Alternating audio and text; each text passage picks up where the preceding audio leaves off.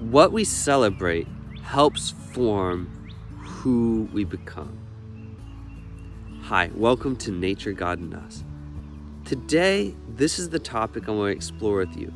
How our celebrations help form who we become. And the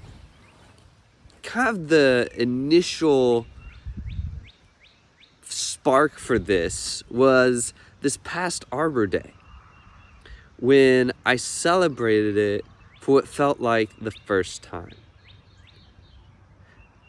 I had nothing against celebrating Arbor Day in the past, but I hadn't really chosen to embrace the celebration of earth care like I did this past week.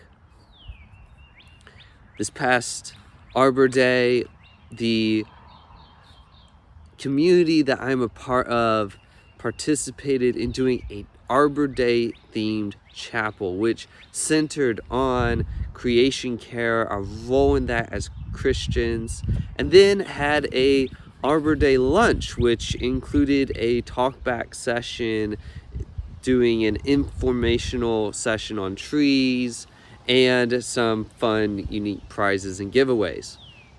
Then, after those festivities, many of us went out into one of the fields in the nearby area and planted well over 100 trees.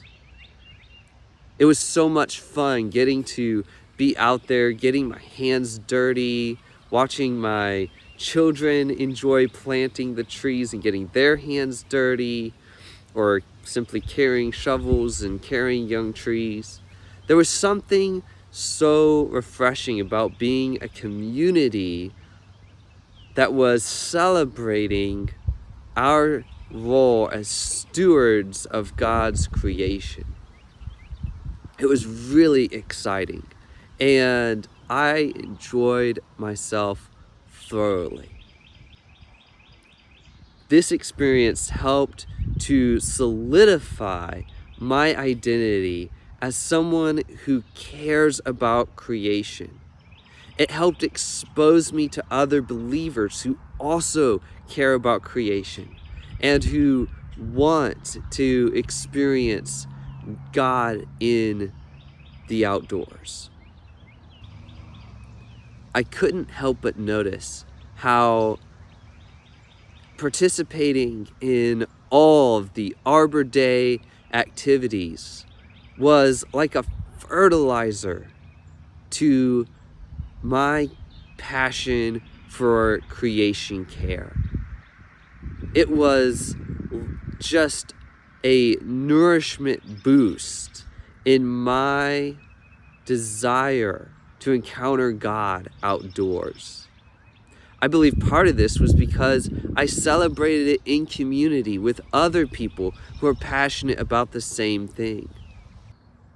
I gave my heart intentional space to celebrate, to rejoice in creation care.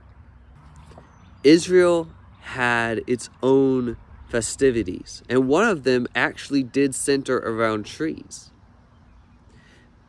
In the book of Leviticus, you will find the Feast of Booths, and the description there includes a list of several trees that they were to use in the construction of these booths.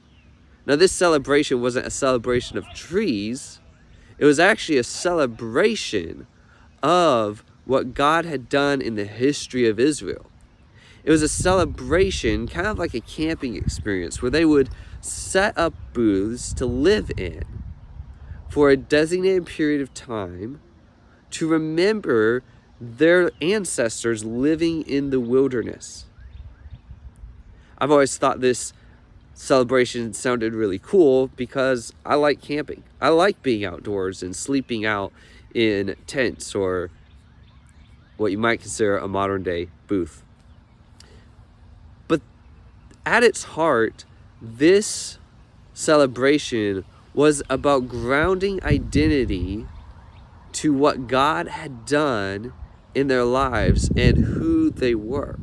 They were a people who had come out of a wilderness in which God had provided for them. And this celebration helped them to remember this.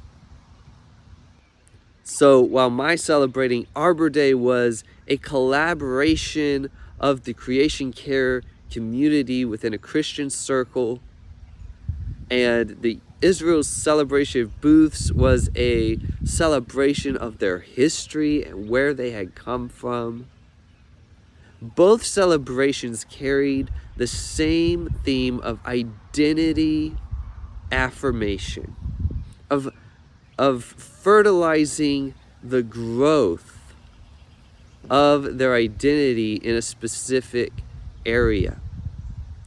It empowers us when we celebrate things to continue in that identity. This is part of why I believe that certain celebrations are so important. Celebrations such as Easter and Christmas, but also more personal ones, such as the celebration of anniversaries for significant events. Celebration isn't just about having a good time. Celebration is about affirming our identity with others and to ourselves. I want to leave you all with this thought. What are you celebrating right now? And what identity is that affirming in you? What are you celebrating right now? And what identity is that affirming in you? What we celebrate is important. And I encourage you, look at your life and figure out what you are celebrating.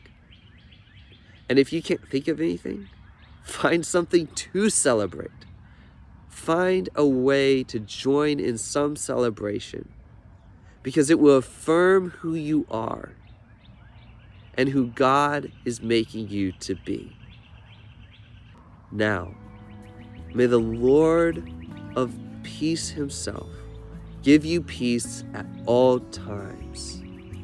In every way, the Lord be with you all.